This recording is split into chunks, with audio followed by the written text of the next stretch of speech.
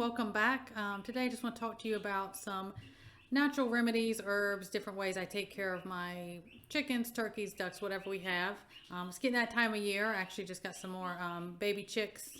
My golden comets, I love them the best and I got some turkeys today. So I thought what a perfect time to go ahead and talk to you about things I do for them. If they have any, illness, injuries, preventive medicine, how I am about preventing things. So I just kind of came up with a list of things that I do for mine, and I hope it helps you guys. So I'll just go through what I have written out.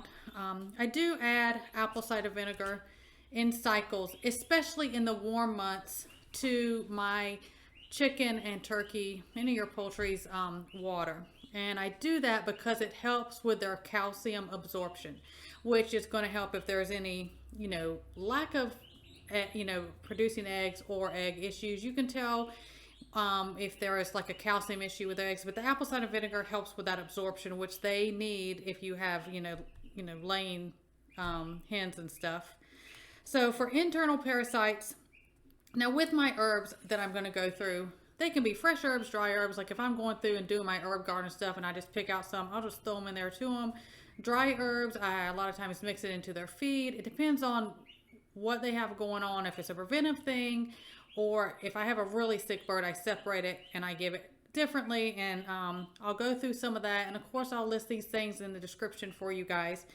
Okay, so internal parasites, oregano, oregano is going to do that for even humans. You're going to get all that. Sage, garlic, and pumpkin seeds. I do use diatomaceous earth on, food grade diatomaceous earth. I do sprinkle that and give that either in their food or around their grounds, also for parasites and any kind of pest you can get around there that'll help. If I put it in their food, because anything with diatomaceous earth, inhaling it, animals, people, that dust of it you don't want in your lungs. So I usually will make a paste, little paste balls out of that and stick it in there.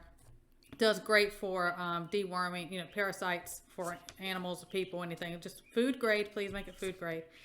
Now for your external parasites, your, chicken fleas, your mites, stuff like that, mint, thyme, basil, catnip, and marigold. Now a lot of times I'll do marigold and plant it around where my chickens are, and that helps. Now if you have you're really having a problem with mites or fleas or anything, you can make, some people use the essential oils of it. I do not. I will steep my herbs, like thyme is a really good one to do. And then you let it cool and you put it in like a spray bottle and you just douse their coop and everything down with a thyme soaked, water that you've steeped for a while and cool down. And that, about every 3 months, if you do that anyways, that will help from anything taking hold, but it's really good for mites and stuff like that.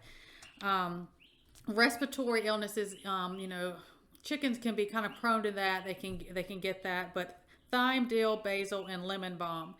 And again, they eat it. You can put it in their water. You can throw it fresh. You can mix dry ones with their feed. Whatever works for you, they'll get it in and they'll love it. And a lot of this will prevent things from even, like us, it'll prevent it from taking hold. Now, if you have, any kind of illness or injury, of course, oregano is your antibacterial, antifungal, antiviral. Oregano, garlic, that's going to be your two to go for that. I give mine, if they're sick, I give them kind of the minced or chopped garlic because it releases more of the good stuff that's in there that helps them. Cilantro and ginger is good for them, as well. Now, I'm going to list it down because it's a longer thing, but there is a respiratory tea that you can make and give to your flock if they have an illness, and it works well. And I'll list that, how to make that, everything that goes in it. But it's a respiratory tea that you can give your poultry. It works very well. Moving on, molting. How they can go through that sometimes. You got to help them. They can get sickly, and if that happens, a lot of times the other ones will pick on them. Dill, fennel, parsley, mint, and rosemary all help with that problem. Okay, so your egg issues, I talked earlier about the apple cider vinegar to help the calcium absorption. If there's any, not getting any eggs or there's problems with your eggs, the apple cider vinegar, especially in the warm months, because they can get taxed more than. But mint, lavender, fennel, parsley, and cayenne pepper help with that. Cayenne pepper will also help with parasites as well, but that will help with if you're having egg issues or you're like they're just not laying, that will help with that. Turmeric, turmeric's great. It is an anti-inflammatory, but with turmeric you can make a paste, like a topical paste. If you've ever had chickens that get like a wound of any kind, but bumblefoot, if you know what that is, it works great for that. And I make mine with coconut oil until it's a paste consistency with turmeric, and just put it on. If they have an injury, I put it on, and if they have the bumblefoot, I put that on there, and it really helps that. Garlic, I've talked about that, but garlic does help. My hens love it, and it's great for them. Medical stuff, preventing stuff, getting rid of issues, but it does help with their growth and egg production. And like I said before, if they have any kind of illness starting or anything, I kind of give them the minced garlic or something to give them some of that. I've even put it in their water before, which helps. And these are just things, you got to take care of them. You take care of them, they're going to take care of us for your eggs, if for meat, whatever. You don't want sickly birds for, anything that you're going to eat anyways. And there's just a lot of different natural things you can do as far as like, if you ever have a hen that gets egg bound, I've had a couple, some of them, it helps them great. And some of them I've had that didn't make it. But I would take like a 5-gallon bucket, put, good warm water in it and Epsom salt.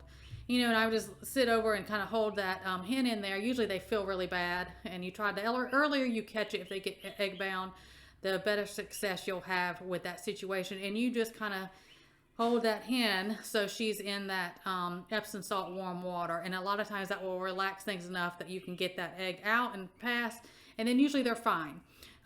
Sometimes, unfortunately, if it goes too long and they're already laying over, that doesn't always work out. But that is another trick I use for mine if that happens. Hope this helps you guys. Take care of those coming into season. They're everywhere. And, if you're able to, if you have the ability to have chickens, especially for eggs, I encourage you to get them for a lot of reasons of what's going on in this world.